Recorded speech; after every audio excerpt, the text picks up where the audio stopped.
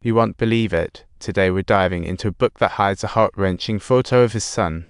Meanwhile, inside the RV, Curly is about to pull out his weapon, a knife. But his plan doesn't seem quite ready. Looks like he's ready to show some mercy. Curly was planning to put the driver out of his misery. But suddenly, there's a knock on the door, and who is it?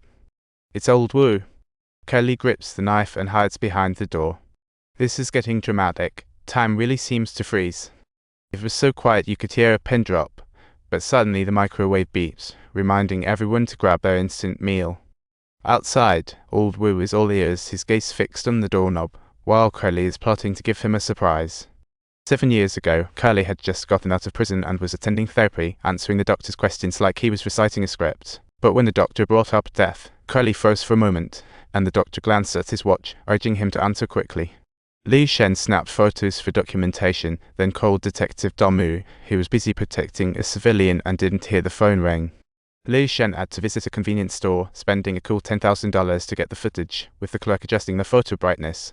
Finally landing old Wu's license, Liu Shen immediately called the taxi company, making up an excuse to get the driver's info for number 6755, but old Wu yanked the handle again. The door locked and Curly slowly reached for the handle, ready to pull off a big move on old Wu.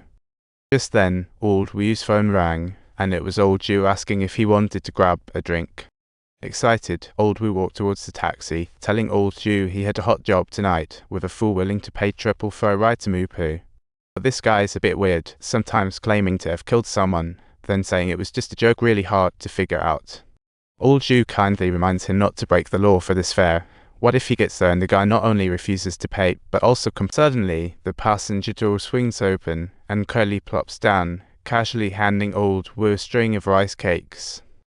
Old Wu hurriedly hangs up, recalling old Wu's reminder, tentatively asking if they could prepay, but Curly firmly says no.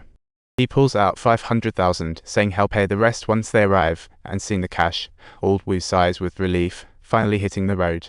Old Wu reminds Curly there's medicine in the glove box, saying he should disinfect his wounds to prevent infection, and Curly just shrugs. Curly grabs some meds from the glove box and sprinkles it on his wound, while old Wu inadvertently notices a small blood stain on Curly's pants. He remembers Curly leaning forward when he pricked his finger. How could there be blood on his pants? Unless that kind of blood should be impossible. Curly suddenly changes color, asking old Wu if he suspects him. Old Wu quickly denies it, but the phone rings again. He answers with his Bluetooth headset on. And of course, the damn headset won't connect, sparking Curly's anger, thinking old Wu's calling him an idiot.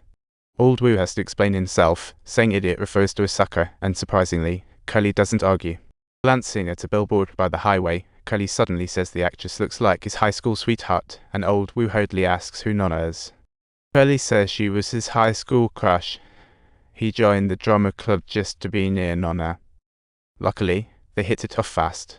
He gifted her a priceless treasure, hoping she'd be thrilled, but in the end, she said, "My boyfriend is getting married," which shattered Curly's heart. That's a tough cookie. He thought he'd never find another soulmate like her, but hold on, Nonna's new boyfriend was a sports star. In a fit of rage, Curly decided to confront him, only to get beaten up badly, and guess what? Nonna witnessed the whole thing. This made Curly feel so humiliated, he wanted to just end it all. He chose a bus bound for the sea, waiting to wake up without fear or pain, and Curly was super excited. He wanted to use this superpower for something, so he devised a plan to lure Nonna's new boyfriend to the school rooftop. A showdown ensued, and Curly got beaten up again, but no worries, this time he felt no pain. Jock punched relentlessly until he couldn't lift his fists anymore, and Curly got back up and pulled out a knife. He charged at the opponent, telling old Wu in a tone of a seasoned vet, "This is the society's unspoken rule. When you don't care about your survival, scared people feel uneasy."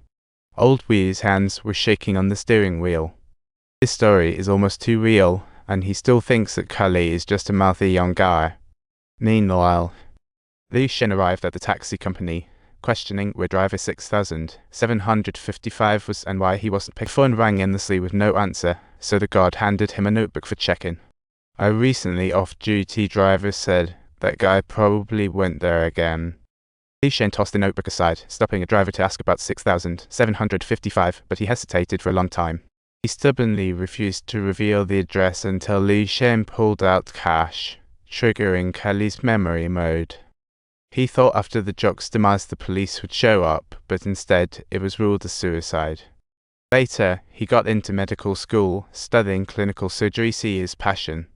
Odd things started happening, and Curly seemed to be sick, so he decided to see a psychiatrist. But the treatment didn't work, his delusions worsened, and the deceased jock felt like another persona living inside him. Like a parasite residing within Curly, Old Wu curiously asked, "Is this the legendary split personality?" Curly replied, "Something like that."